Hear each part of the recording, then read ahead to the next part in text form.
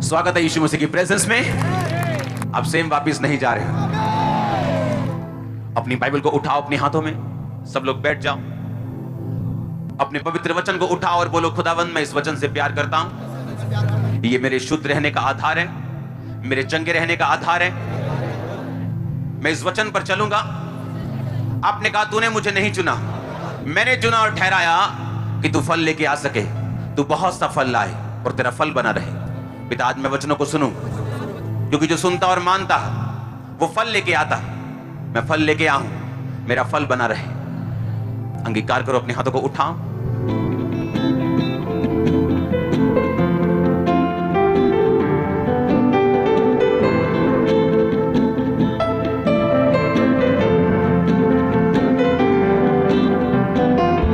ऊंची आवाज में अपने हाथों को उठा के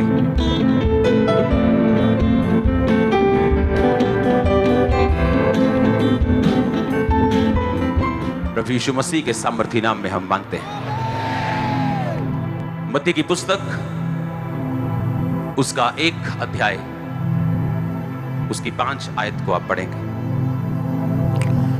उसमें लिखा, सलमोन और राहब से बोअज उत्पन्न हुआ, बोअज और रूत से ओबेद उत्पन्न हुआ, ओबेद से यिशै उत्पन्न हुआ। अब ध्यान से मेरी बात सुनना। परमेश्वर ने कहा चींटियों से सीखो। अपने पड़ोसी को बोलो, चींटियों से सीख। परमेश्वर ने कहा अगर तू देखे तो वो गर्मी में अपने आहार को संचित करती हैं, इकट्ठा करती हैं, ताकि सर्दियों में जब ये नहीं मिले तो उसको अंदर बैठ के खाया जा सके। हाँ या ना? परमेश्वर ने कहा ना तो उनका कोई अगुवा होता है, ना कोई उनको सिखाने वाला होता है, ना ही उनकी आंखें होती, लेकिन फिर भी वो अपने काम को करना जानती। परमेश्वर के कहने का मतलब यह था कि वो अपने फ्यूचर के बारे में सोचती और अपने फ्यूचर के बारे में काम करती। परमेश्वर ने कहा चींटियों से सीखो। मेरा पहला दिन क्रिश्चियनिटी का, जब मुझे पवित्र बाइबल दी गई थी तो छोटा नियम, नया नियम दिया गया था, इतनी सी होती थी। आपके पास होगी, बहुत से लोगों के पास। किन के पास है? उठाओ तो।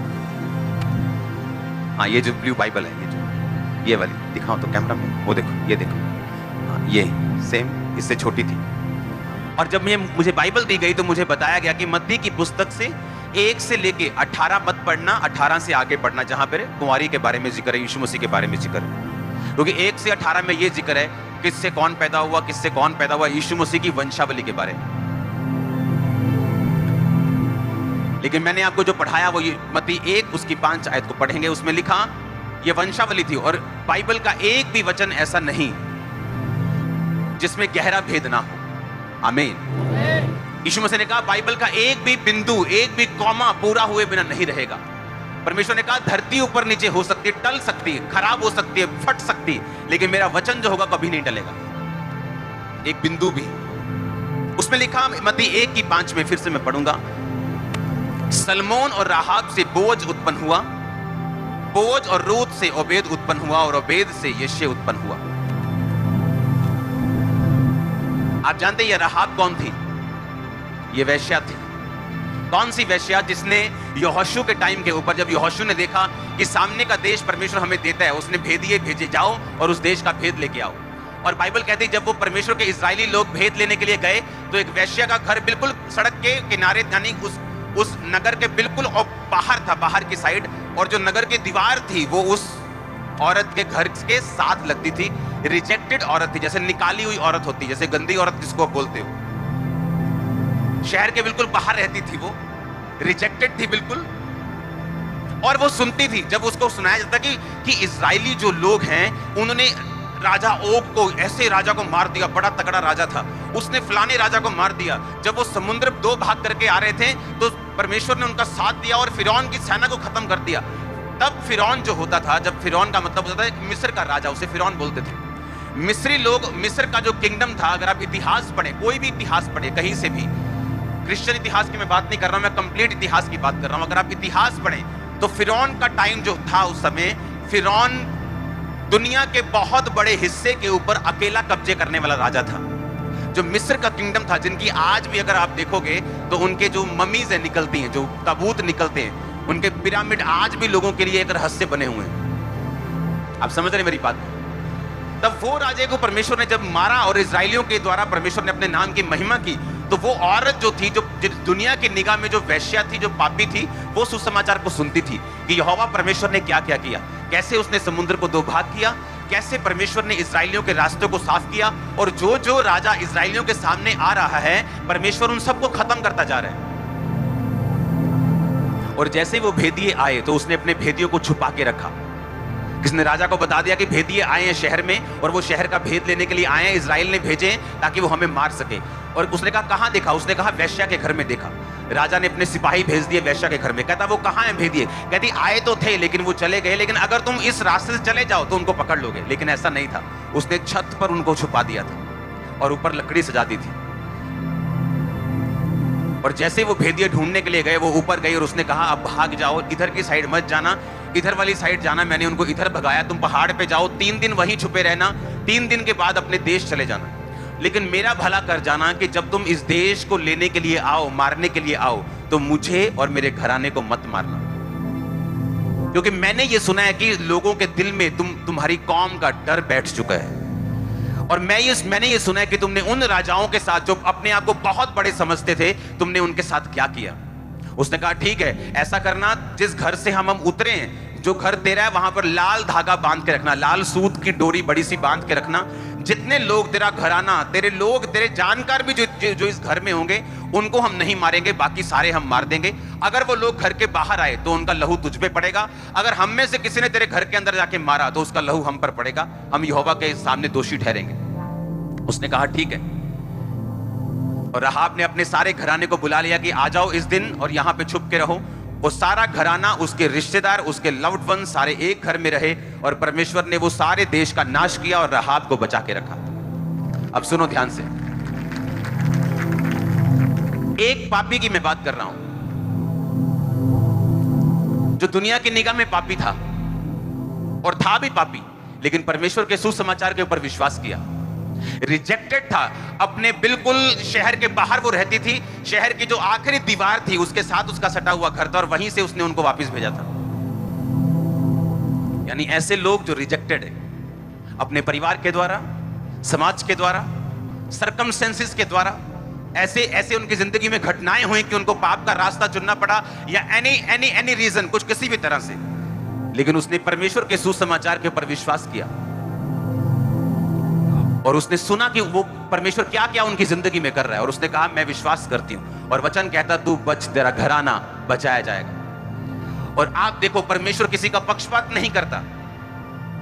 हमने बड़ी बड़ी कहानियां सुनी, फलाने ने फलाने पापी को मार दिया, फलाने ने बड़े से बड़े पापी को मार दिया। यीशु मसीह ने कहा मैं पापियों को मारने नहीं आया हूं, मैं उनको बचाने आया हूं। पापी को कोई भी मार सकता है, तुम भी मार सकते हो। यीशु मसीह ने कहा मैं पापी को मारने के लिए नहीं आया हूं, मैं पापियों को बुलाने के लिए आया हूं, मैं उनको अपनी ब्लड लाइन के साथ जोड़ने के लिए आया हूं। अब आप इमेजिन करो, वो वेश्या जिसको लोग पसंद नहीं करते थे, जो शहर के बाहर रहती थी, जहां गंदे लोग जाते थे और वो भी वैसी थी, लेकिन परमेश्वर के सुसमाचार ने उसको बदला और उसने स्वीकार किया। उसने ये नहीं कहा नहीं ऐसा थोड़ी हो सकता है, समुद्र दो भाग कैसे हो सकता है, ओ नहीं फलाने राजा कमजोर होगा, वैसे उसकी ज्यादा हवा होगी कि बड़ा मजबूत है, नहीं ऐसा नहीं हो सकता। उसने अकेली बात के ऊपर विश्वास किया। जैसे लोग बोलते हैं ओ नहीं चर्च एवे में चंगे हो, हॉस्पिटल ना खाली हो जान, ओ एवे में हो सकता है चर्च जाके ऐसा हो जाए, ऐसा ना हो जाए। और दूसरे वो लोग हैं जो सुसमाचार को सुनते हैं और उस पर बिलीव करते हैं, खुद भी बचते हैं, घराना भी बचाते हैं। और आगे देखो, परमेश्वर की योजना खत्म नहीं हुई, उसकी प्लानिंग खत्म नहीं हुई। उसने आपको बताया कि मैं अगर तुझे बुलाता हूं, अगर तू पापी है, अगर तू सबसे गिरा हुआ पापी है और अगर तूने मेरे सुसमाचार पे विश्वास किया, तो सिर्फ बचेगा ही नहीं। मत्ती 1:5 उसने कहा मैं तुझे ओबेद से यिशै, 6 आयत निकाल के रखना। यिशै से कौन पैदा हुआ? दाऊद से यीशु मसीह पैदा हुए। मालूम है कि नहीं? परमेश्वर ने एक वेश्या को अपनी ब्लड लाइन में शामिल कर लिया, अपना रिश्तेदार बना लिया, उसे स्वीकार किया, उसे सिर्फ माफ नहीं किया, उसे सिर्फ साफ नहीं किया, बल्कि उसके माफ करके, उसको साफ करके, अपने ब्लड के साथ जोड़ के उसको ऊंचा भी किया, जो आपके साथ होने वाला यीशु मसीह के नाम में। मैंने कहा जो आपके साथ होने वाला यीशु मसीह के नाम। लोग आपको जितना मर्जी नीचा देखते हैं, लेकिन आने वाले टाइम में वो आपको ऊंचा देखने वाले यीशु मसीह के नाम में।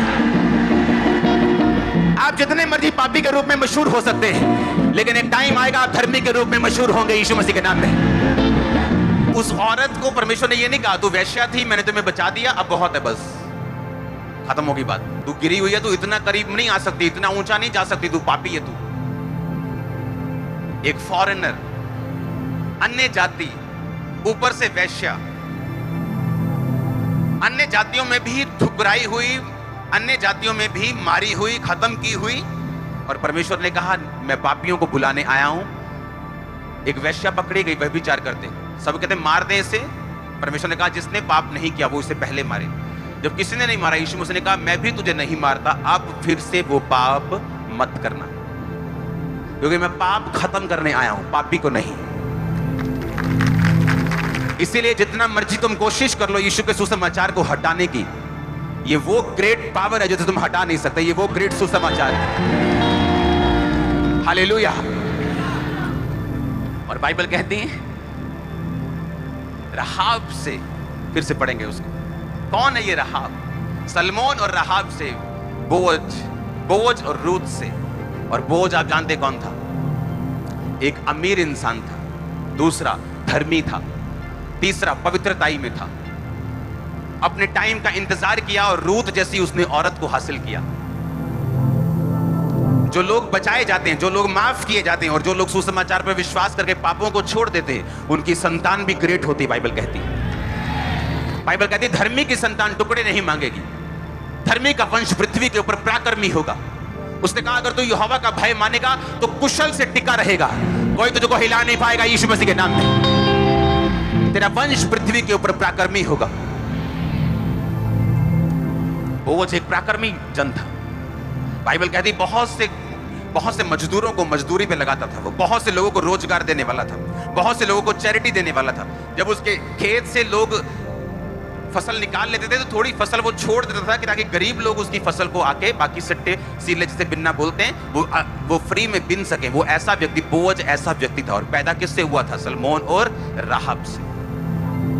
इसका मतलब जब परमेश्वर आपको अपने पास बुलाता है अपने पापों को छोड़ने के लिए, वो आपको अपने पास बुलाता है कि आप अपने गुनाहों को छोड़ दें और परमेश्वर के सामने जाएं और इकरार करें और परमेश्वर के सामने सरेंडर करके, समर्पित करके अपनी जिंदगी बिताएं। इसका मतलब वो सिर्फ आपको नहीं देख रहा, वो आपके फ्यूचर को भी देख रहा है, वो आपके बच्चों को देख रहा है, वो आपके पड़पोतों को देख रहा है, वो आपके वंशों को देख रहा है। परमेश्वर ने कहा जो मेरी आज्ञाओं को मानेंगे उन हजारों पर मैं अपनी करुणा करूंगा।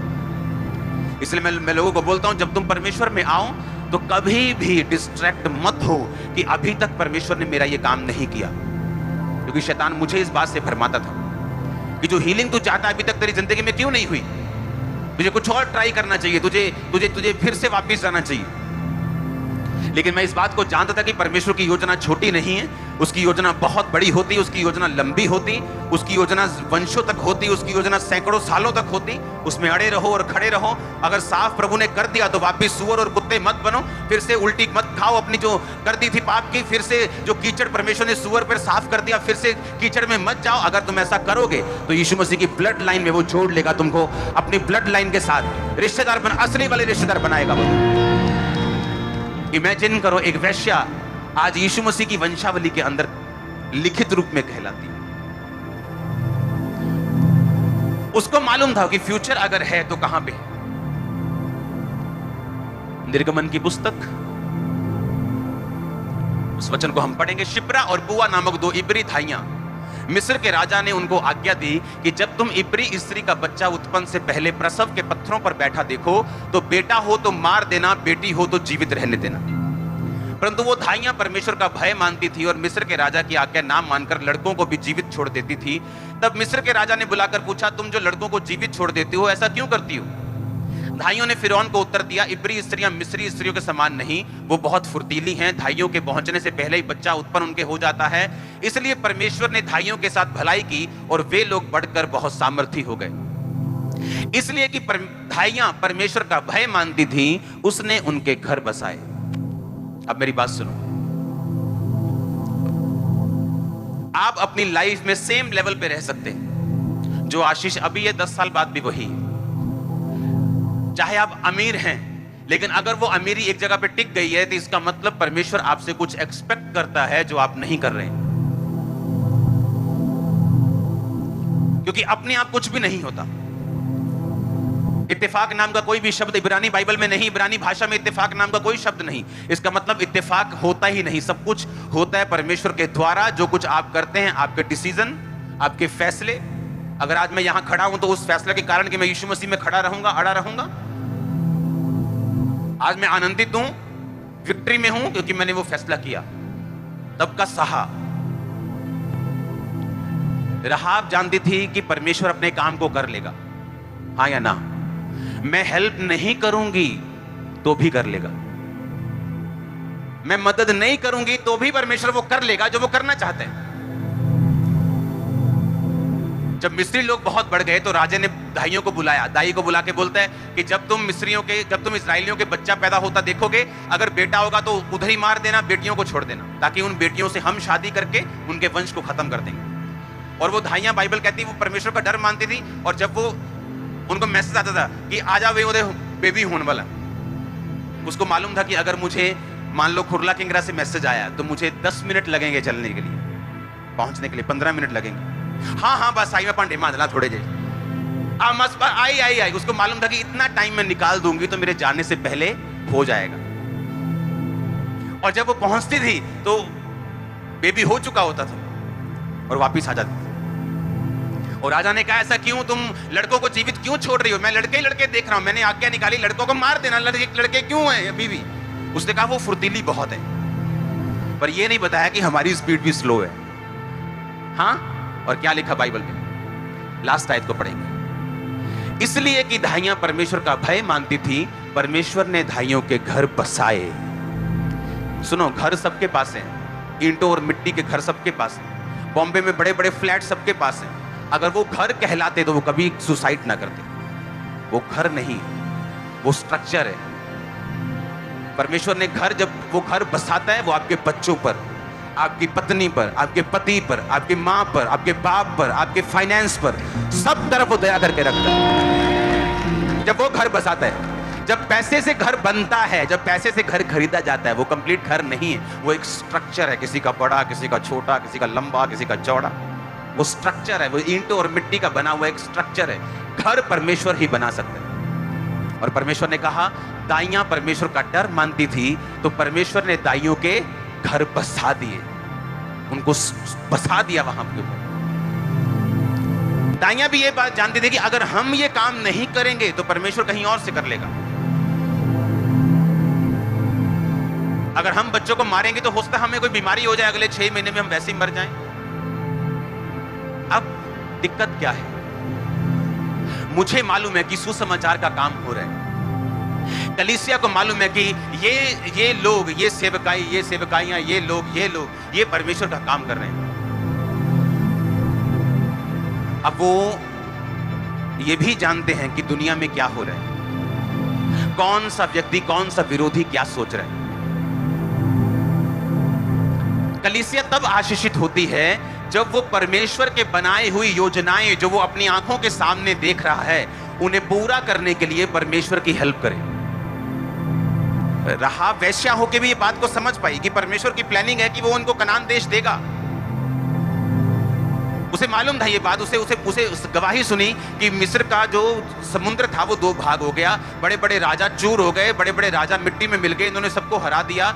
ये परमेश्वर की योजना है, मैं उस योजना में शामिल हो जाऊंगा। आज लोगों को मालूम है कि ये परमेश्वर का जन है, ये सेवकाई है जो काम कर रही है। और अगर वो हेल्प से पीछे हटते हैं जहां वो कर सकते हैं, क्योंकि उनको अपना कैरियर प्यारा है, किसी को अपना पैसा प्यारा है, किसी को नाम प्यारा है, किसी को अपना परिवार प्यारा है, लेकिन वो नहीं जानते जिन चीजों को वो बचा के रख रहे हैं वो आने वाले समय में प्रभु उनसे छीन लेगा। अगर राहाब सोचती अपने छत पर, सुनो, डेमोक्रेसी में और राजाओं के राज में जमीन और आसमान का फर्क है। अगर राजा गुस्से में आ गया वो मौत का दंड भी दे सकता है, कोई उसको रोक नहीं सकता। डेमोक्रेसी में ऐसा नहीं है, लॉ है वहां पे, हाँ या ना।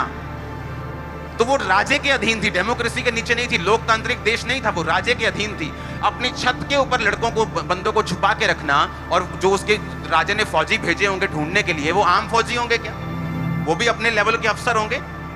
फिर भी ये डर ना रखना राजे का, और अपने जान की परवाह किए बगैर उनको छुपाना, बचाना, फिर भगाना।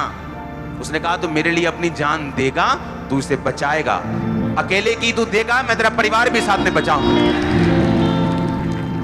लेकिन आज क्रिश्चियनिटी में लोग डर जाते, मेरा कैरियर, ओ मेरा परिवार, ओ लोग क्या कहेंगे, ओ मेरी सरकार क्या कहेगी मैं क्रिश्चियन लोगों का साथ दे रहा हूं। क्योंकि अगर सुसमाचार, अगर हीलिंग हो रही है तो वो रूहों को बचाने के लिए हो रही है। अगर मिरेकल्स हो रहे हैं तो वो रूहों को बचाने के लिए हो रहे हैं। अगर परमेश्वर चिन्ह कर रहा है, चमत्कार कर रहा है, तो वो रूहों को बचाने के लिए कर रहा है। अगर परमेश्वर लोगों की ड्यूटीज लगा रहा है और काम हो रहा है खुदावंद का, उसका एक ही मकसद है, रूहों को बचाना और अनंत जीवन का वारिस बनाना। हाँ या ना? ये प्राइम पर्पस, ये पहला मकसद परमेश्वर का लोगों की जिंदगी में काम करने का। हाँ या ना? और इस मकसद में जो लोग शामिल हो जाते हैं, वो धाइयों की तरह अपने घरों को बसता हुआ, वो रहाब की तरह उसकी ब्लड लाइन में शामिल होता हुआ, अपने परिवार को बचता हुआ, अपनी इज्जत बढ़ता हुआ, वो सारी ब्लेसिंग्स को अपनी लाइफ में देखते हैं। आमीन। रहाब ने ये चिंता नहीं की कि अगर मैं पकड़ी गई तो मेरा सीधा मौत, मेरी सीधा निश्चित है, मुझे कोई बचा नहीं सकता। जान है तो जहान है। मैं ऐसा करती हूं, आधी इंफॉर्मेशन इनको दे देती हूं, आधी उसको दे देती हूं। थोड़ा बीच में बैलेंस रखते हैं। वो धोबी का कुत्ता ना घर का ना घाट का, तो कर परोना कहते कि वो खा रह जाता ना, मतलब नहीं यार उधर परोंठे बने होने, हाँ जो सामने पड़ा है दाल वो भी नहीं खाई, तो दूसरा बंदा सोचता यार उधरों खा के आया होना, छड्डो पर चाह पिया दियो। आप समझ रहे कि नहीं? उसको मालूम था कि मुझे एक तरफ होना है, मुझे यीशु मसीह की तरफ होना है, क्योंकि ये जीवित परमेश्वर है। अगर तो कन्विंस हो, अगर तो दिल में पता है, अगर आपको मालूम हो चुका है कि यीशु मसीह परमेश्वर है, वही जीवित परमेश्वर है, तो एक तरफ हो जाओ और उसके सामने आ जाओ और हेल्प करो। अगर कन्विंस नहीं हो तो छोड़ दो, कोई हेल्प करने की जरूरत नहीं। लेकिन अगर कन्विंस हो तो फिर 100% आओ, फिर डरो मत, क्योंकि घर बसने आपके हैं, घराने बचने आपके हैं, ब्लड लाइन में शामिल होना आपने है। हालेलुया। अब कोई हेल्प कर सकता है अपनी प्रार्थनाओं से, क्योंकि वो बहुत अमीर नहीं। कोई हेल्प कर सकता है अपने पैसों से, कोई हेल्प कर सकता है अपनी पोजीशन से, जहां परमेश्वर ने उसको रखा है, कहीं सरकार में, कहीं डिपार्टमेंट्स में। कोई हेल्प कर सकता है अपने गिफ्ट से, कोई हेल्प कर सकता है अपनी ताकत से, कोई हेल्प कर सकता है किसी भी तरह से। लेकिन वो हेल्प 100% होनी चाहिए। वो आधी अधूरी हेल्प नहीं होनी चाहिए, वो कंप्लीट हेल्प होनी चाहिए। क्योंकि परमेश्वर ने कहा सलमोन और रहाब से कौन पैदा हुआ? मत्ती 1 उसकी 5 आयत, बोअज पैदा हुआ। ये यीशु मसीह की वंशावली के बारे में बात कर रहा हूं। उसकी वंशावली में मरियम जैसी कुंवारी और पवित्रताई से भरी हुई औरत भी है, और जो ऐसे लोग जो पाप में डूबे हुए थे, यीशु मसीह को मानने के कारण साफ हुए, वो भी हैं। यही क्रिश्चियनिटी है। आप सुसमाचार जो दे रहे हैं, आप उनकी कैसे हेल्प कर रहे हैं? आप परमेश्वर का काम, जो योजना परमेश्वर की चल रही है, आप उस योजना में कैसे शामिल हैं, किस तरीके से शामिल हैं? आपका कितना एफर्ट है उस योजना को करने के लिए? कई ऐसी चीजें जहां पैसा काम नहीं आता, जहां प्रार्थना काम आती है, जहां फास्टिंग काम आती है, जहां आपका काम, जहां आप बैठे हैं वहां की इंफॉर्मेशन काम आती है, कहीं वहां पैसा काम नहीं आता। साधु सुंदर सिंह किसी के घर में गए, नंगे पैर थे, बारिश आ रही थी, बुखार था उनको। कहते बहन मैं घर में एक रात रहना चाहता हूं। कहती मैं प्रार्थना करूंगी। कहता तू जिससे प्रार्थना करेगी ना वो मेरे साथ खड़ा है, तो मुझे तेरी प्रार्थना नहीं चाहिए इस समय, वो हेल्प चाहिए, प्रार्थना नहीं चाहिए। जिसके सामने तूने प्रार्थना करनी वो मेरे साथ खड़ा है, वो मेरे अंदर है, तू बता तेरे को क्या चाहिए। हालेलुया। बाइबल कहती है सेंसिटिव लोग गवाही ले पाते। औरत थी एक, जब अलीशा जाता था उस रास्ते से, उसकी चाल से मालूम होता था, उसकी बात से मालूम होता था कि ये परमेश्वर का कोई सच्चा जन है। उसने कहा कि ये जो जाता है ना बंदा, मुझे पक्का पता है कि ये प्रभु का सच्चा जन है। मैं इसके लिए एक कमरा बनाऊंगी और वहां पे एक मेज रखूंगी, एक 5 स्टार जैसी फैसिलिटी बोलते हैं, एक दीवट रखूंगी, एक दीवा रखूंगी, एक मेज रखूंगी, एक खाट रखूंगी, और जब ये रास्ते से जाया करेगा तो वहां विश्राम करके आगे जाएगा। और उसने हेल्प की अलीशा की, और अलीशा ने कहा अपने असिस्टेंट को कि इसको क्या चाहिए, मैं इसकी राजा के साथ चर्चा करूं, मैं इसको कोई है, इसको प्रॉब्लम है कोई, कोई पॉलिटिकल प्रॉब्लम है, किसी और तरह की प्रॉब्लम है? उसने कहा नहीं, मैं अपने लोगों में रहती हूँ, मुझे ऐसा कोई दिक्कत नहीं। असिस्टेंट बड़े तेज होते हैं, उसने कहा इसके बेबी नहीं है। अलीशा ने कहा अगले साल तू एक बेटा अपनी छाती से लगाएगी। हालेलुया। तो अलीशा का जीवन तो चल ही रहा था, परमेश्वर ने किसी ना किसी तरह से अपने दासों को कंफर्ट दे ही देना है, अपनी मिनिस्ट्री को उसने आगे ले ही जाना है। ये मेरी मिनिस्ट्री नहीं है, ये मेरा दर्शन नहीं है, परमेश्वर ने चुना है हम। अगर हम कोई एक हेल्प नहीं करेगा तो दूसरा करेगा ही करेगा।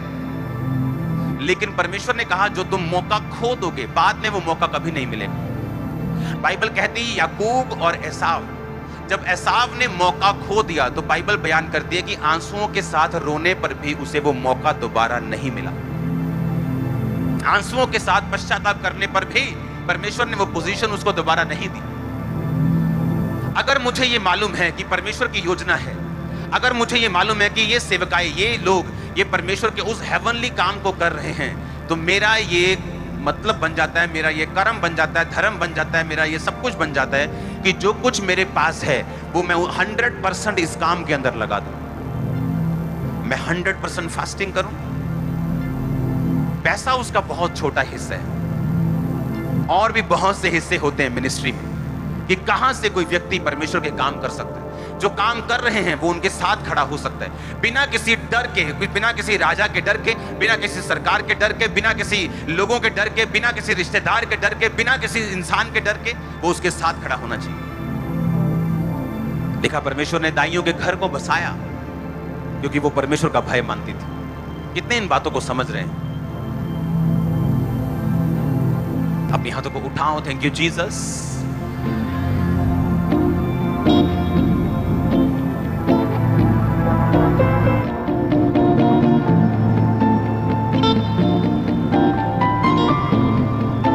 प्रभु यीशु मसीह के सामर्थी नाम में हम मांगते हैं। पहला राजाओं 18 बाब। बहुत दिनों के बाद तीसरे वर्ष में यहोवा का वचन एलिया के पास पहुंचा।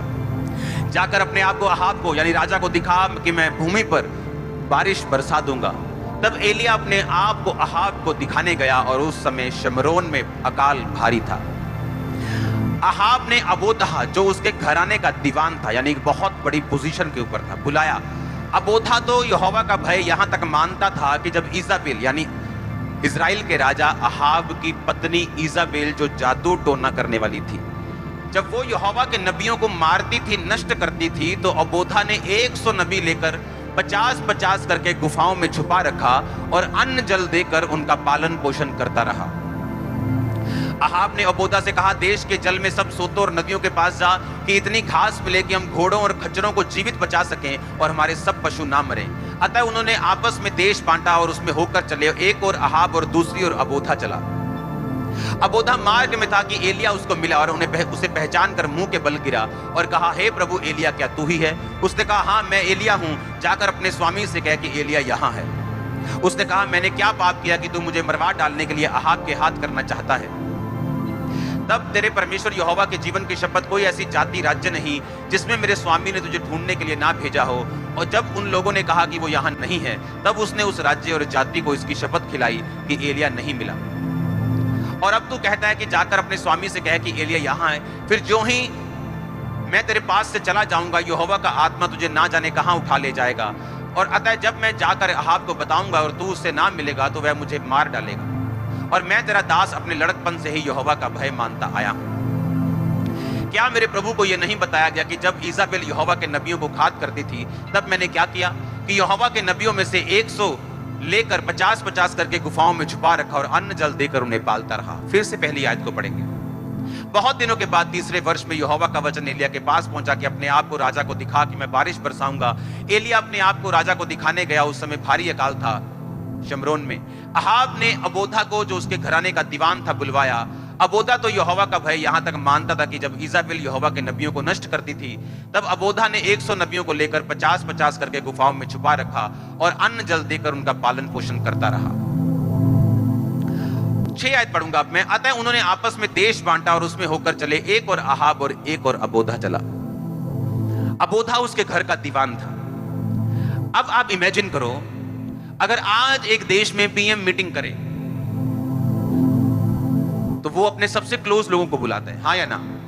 हाँ, अगर पीएम मीटिंग करता है वो गृह मंत्री को बुलाता है क्योंकि वो सबसे क्लोज होता है, हाँ या ना। अबोधा इसका मतलब ये था कि जब राजा ने कहा कि तू अगर इधर जाएगा तो मैं इधर जाऊंगा, इसका मतलब अबोधा जो था वो उसके बहुत खास था, बहुत क्लोज था, हाँ या ना, बहुत बड़ी पोजीशन के ऊपर था। अबोधा आम इंसान नहीं था। वो राजा कहता तू इधर जा, मैं इधर जाता हूं, मतलब एक तरह का उसका बेली था, वो यार था, वो मित्र था, वो काम करने में बहुत अच्छा था वो, हाँ या ना। और उसने कहा कि तू इधर जा, मैं इधर जाता हूं, तेरे को पानी मिले मुझको बताना, मुझे पानी मिले तो मैं तुझको बताऊंगा ताकि हमारे पशु ना मरे। एलिया उसको रास्ते में मिला, उसने कहा क्या तू एलिया? उसने कहा हाँ मैं एलिया हूं। उसने कहा जा अबोधा, जाके अपने राजा को बता कि मैं यहां हूं। उसने कहा नहीं नहीं, मुझे मालूम है परमेश्वर की आत्मा का, तू तो मुझे कह के यहां चला जाएगा और जैसे मैं जाऊंगा परमेश्वर का आत्मा तुझे पता नहीं कहां ले जाएगा। उसके बाद मैं राजा से बोलूंगा कि वो वहां है तो मिलेगा नहीं, मैं मारा जाऊंगा। क्या तुझे ये नहीं पता कि मैं नबियों को 50-50 करके गुफाओं में छुपा के रखता हूं, वहां पे रोटियां भेजता हूं, वहां पे मैं कनक चावल भेजता हूं, सब्जियां भेजता हूं, पनीर भेजता हूं और वहां वो रहते हैं और वहां पर वो पाले पोसे जाते हैं। उसने कहा क्या परमेश्वर ने तुझको ये नहीं बताया? इमेजिन करो एक व्यक्ति जो राजा के बिल्कुल सेकंड हैंड व्यक्ति, उसका दाहिना हाथ है, तब भी उसने ये परवाह नहीं की। वो इतना दाहिना हाथ है कि राजा उससे कह रहा है कि आधा तू कर आधा मैं करता हूं, तो भी इतने इन्फ्लुएंस के नीचे रहते हुए अगर आप देखोगे ना, अगर आप पॉलिटिशियंस के पास बैठोगे, अगर आप बड़े लोगों के पास बैठोगे, उनका अपना एक इन्फ्लुएंस होता है, उनका अपना एक ऑरा होता है, उस पैसे का, उस रुतबे का अपना एक ऑरा होता है। उस ऑरे के नीचे वो अबोधा दबा नहीं और उसने ये नहीं कहा कि नहीं नहीं नहीं मैं ऐसे कैसे हेल्प कर दूं। अगर राजे को मालूम हो गया कि मैं 100 नबियों को मैं पाल रहा हूं, अगर राजे की वाइफ को मालूम हो गया जो यहोवा के नबियों से नफरत करती है, मैं मारा जाऊंगा, मेरे बच्चे मारे जाएंगे, मेरे लोग मारे जाएंगे, मैं ऐसा नहीं करूंगा, मैं थोड़ा सा अपना करूंगा हेल्प। पर बाइबल कहती है उसने 100 नबी लिए, 50 एक गुफा, 50 दूसरी गुफा। और आप इमेजिन करो जब वो राशन लेके जाते होंगे गुफाओं में, जब पैसा जाता होगा, राशन जाता होगा, तो लोग ही लेके जाते होंगे, ड्रोन तो थे नहीं तब भी वो उसने परवाह नहीं की और अपनी ड्यूटी को पूरा करता रहा। ऐसे लोग चाहिए प्रभु को, डरपोक नहीं चाहिए परमेश्वर को। इसलिए परमेश्वर ने कहा डरपोक लोग मेरे राज्य में प्रवेश नहीं करेंगे। आप जानते हैं अंत के समय में, एंड टाइम में ऐसे लोग भी होंगे जो नरक में जाएंगे अपने डरपोक होने की वजह से, क्योंकि ये वचन पूरा होगा कि डरपोक लोग मेरे राज्य में प्रवेश नहीं कर सकते। कि जब काम करने की बारी थी, जब मेरे लोगों को बचाने की बारी थी, जब मेरे लिए खड़े होने की बारी थी, तब तुम सो रहे थे, डर रहे थे, अपने परिवार के लिए रो रहे थे। अब तुम रो, तुम्हारी आत्मा को नाश होने से कोई नहीं बचा सकता। अबोधा ने कहा एलिया सेंसिटिव इंसान था, उसे मालूम था परमेश्वर का आत्मा कैसे काम करता है, उसे मालूम था अब तू यहां है, प्रभु का आत्मा तुझे बोल देगा उधर चला जाओ। उसको मालूम था आत्मा के काम कैसे होते, उसको मालूम था, सेंसिटिव था, आत्मा में समझ रखने वाला इंसान था, उसे मालूम था पवित्र आत्मा कैसे काम करते हैं। हालेलुया। और उसने कहा मैं नबियों को छुपा के रखता हूं, मैंने उनको मरने नहीं दिया, मैं 50-50 नबियों को रखा है, मैं अन्न जल दे के उनका पालन पोषण करता हूं। और कब अन्न जल दे रहा है वो? कब? जब उस देश में इतना भारी अकाल है कि राजा को, खुद देश के राजा को पानी ढूंढने के लिए जाना पड़ रहा है, और यहोवा के नबी गुफा में बैठे हैं और पानी भी आ रहा है और खाना भी आ रहा है। इतिहास गवाह है इस चीज का। आज अगर आप साउथ कोरिया देश को सुनते हैं, वहां की बेदारी को सुनते हैं, तो एक 15 बाय 15 के टेंट से बेदारी शुरू हुई थी वहां। आज वहां चर्चेस बनी हुई बड़ी बड़ी, जैसे यहां बन जाएंगे और बन रही, लेकिन वो बेदारी टेंट से शुरू हुई थी और यही टेस्टिमनी यहां होने वाली। हालेलुया। अब मेरा रोल क्या है? मैं तो कर रहा हूं, लेकिन आपका रोल क्या है? क्योंकि मेरी बात सुनो, 31 नाइट को लोग एक दूसरे को हैप्पीएस्ट न्यू ईयर बोल रहे थे, और जब 1-2 तारीख आ जाती, कुछ हैप्पीएस्ट होता है, कुछ बदला होता है। जो काम धंधा पहले था अभी है, जो कोरोना पहले था वो अभी, क्योंकि हैप्पीएस्ट होता है आपके डिसीजंस के साथ, जो अब मैं करूंगा तब। हालेलुया। जब एलिया ने बाल के नबियों को मारा और टाइम आया जब राजा और इजाबेल भी मारी गई, मैं आपको दावा करता हूं अगर अबोधा परमेश्वर से डरा होता तब वो भी मारा जाता। अगर अबोधा परमेश्वर से ना डर के लोगों की हेल्प ना की होती तब मारा जाता। शैतान भला नहीं, वो अच्छा नहीं। जब वो एक हाथ में कुछ मीठा खाने के लिए देते हैं तो आपकी लाइफ की बेस्ट चीज को वो छीन लेता है आपके हाथ से। अगर वो आपको डर दिखाता है आपकी नौकरी का, आपके कैरियर का, आपके लोगों का, आपके फ्यूचर का, तो वो डर नहीं दिखा रहा, वो आपको मूर्ख बना रहा है, क्योंकि वो अंधेरा वो देख चुका कि अगर आप उसको फॉलो करेंगे, शैतान पर प्रभु के लोगों के साथ नहीं चलेंगे, तो अंधेरा पक्का है आपकी लाइफ में। क्योंकि बिना विश्वास के कोई जीत नहीं, बिना विश्वास का कदम लिए, बिना अपने आप को सूली पर टांगे, बिना अपने आप का इनकार किए, बिना अपने आप की जान की परवाह किए अगर आप नहीं चलेंगे, तो कोई फ्यूचर नहीं है आपका। उसने कहा, तुम मेरे लिए अपना प्राण खोएगा, मैं तुझे 100 गुना दूंगा। इसीलिए पुरानी कलीसिया में लोग क्या करते, घर बेच के पैसा प्रेरितों के पांव में रखते थे। ऐसे तो हर बंदा घर बेच जाए तो गरीबों की जनता हो जानी थी, वो तो गरीब मोहल्ला हो जाना था, सभी गरीब है, सब घर बाहर बेच के बैठे हुए हैं। ऐसा नहीं था। अगर कोई एक जन्म बोता था, मोटी रकम बोता था, तो प्रभु उसको ब्लेस करता था। इसलिए परमेश्वर ने कहा था, अगर तुमने घरों को छोड़ दिया, खेतों को छोड़ दिया, बच्चों को छोड़ दिया, इस समय तुम 100 गुना पाओगे सताव के साथ, और परलोक में अनंत जीवन। वो अनंत जीवन की अकेले बात नहीं कर रहा था। उसने कहा, कोई बात नहीं, अगर घर छोड़ दिया तुम स्वर्ग जाओगे, अगर तुमने ये छोड़ दिया तुम स्वर्ग जाओगे। उसने ये नहीं कहा। उसने कहा, अगर तुमने खेत छोड़ दिया 100 गुना, घर छोड़ दिया 100 गुना। सताव तो सताव पर सताव के साथ, सताव तुम्हें सहना पड़ेगा, पर कहता साथ में परलोक में अनंत जीवन। यानी पहले उसने शरीर पृथ्वी की बात की है कि अगर तुमने पृथ्वी पे मेरे लिए स्टैंड लिया, मैं पृथ्वी पे तुझे ऊंचा करूंगा। अगर तू पृथ्वी पर मेरे साथ चला, मेरे लोगों के साथ चला है, मैं उनके सामने तेरे को ऊंचा करूंगा, तेरे घर बसाऊंगा। कितने मेरी बात को समझ रहे हैं? और ये सब कुछ जब पूरा हो जाएगा, परलोक में भी तेरी सीट अनंत जीवन वाली पक्की होगी। हालेलुया। 2 तरह के प्लेन जाने वाले, एक काला एक व्हाइट। जैसे मरे काला, कुछ लोग काले में बैठेंगे और जाएंगे कहां आपको मालूम है? स्वर्ग का दर्शन मैंने देखा है, बहुत हल्का सा। नरक का दर्शन लोगों ने देखा है, बहुत लोगों ने। वहां लोग बताते हैं कि नरक असली है, और नरक में क्या है, अगर नरक में किसी की हड्डी टूटी है तो उसको वो हड्डी टूटी का पेन अनंत जीवन तक रहेगा और उसकी हड्डी जुड़ेगी नहीं। अगर किसी को कीड़े पड़े, अगर किसी की आंख निकली हुई है, वो आंख उसके हाथ में है और उसको दर्द हो रहा है और लगातार हो रहा है, उसको ठीक नहीं हो रहा। यीशु मसीह ने कहा था, नरक वो है जहां कीड़ा मरता नहीं। अगर किसी को इन्फेक्शन है पेट की, पांव की, वो उसी तरह से लाखों साल तक चलेगी और पेन रहेगी उसको। यहां किया कि इसको अगर कोई बड़ा रोग हो गया, 1 साल पेन, 2 साल पेन, मर गया, पेन खत्म। वहां ऐसा नहीं। और इसलिए कहा, जो लोग परमेश्वर के कामों को करते हैं वो तारों के समान सदा वहां रहेंगे प्रभु की उपस्थिति में, और कुछ लोग शर्मिंदगी के लिए नरक में रहेंगे। और वहां पे यीशु मसीह ने कहा, गड्ढा है बीच में, स्वर्ग और नरक में। ना तो कोई स्वर्ग का बंदा बचा सकता है नरक के लोगों को तब, और ना कोई नरक का वहां से भाग सकता है, तौबा करके स्वर्ग में जा सकता है। यहीं तुम्हें तौबा करनी होगी, यहीं तुम्हें डिसीजन लेना होगा, और यहीं सब कुछ करना होगा। हालेलुया। और जब हम इन कामों को करना शुरू करते हैं, हम देखते हैं कि हम परमेश्वर के लिए क्या कर सकते हैं, कहां हम स्टैंड ले सकते हैं, कहां हम खड़े हो सकते हैं, और तब परमेश्वर की निगाह में हम आ जाते हैं। पूरे इज़राइल में से एक सलमोन लिया गया, एक रहाब ली गई। इमेजिन करो।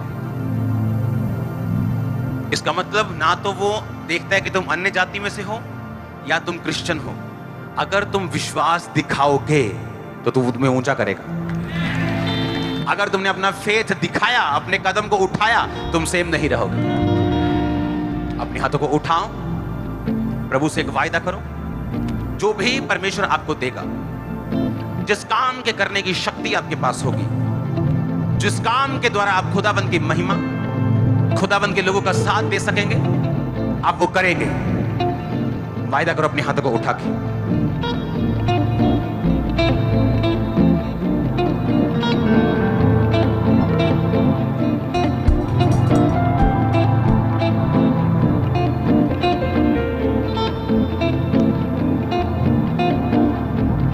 ऊंची आवाज में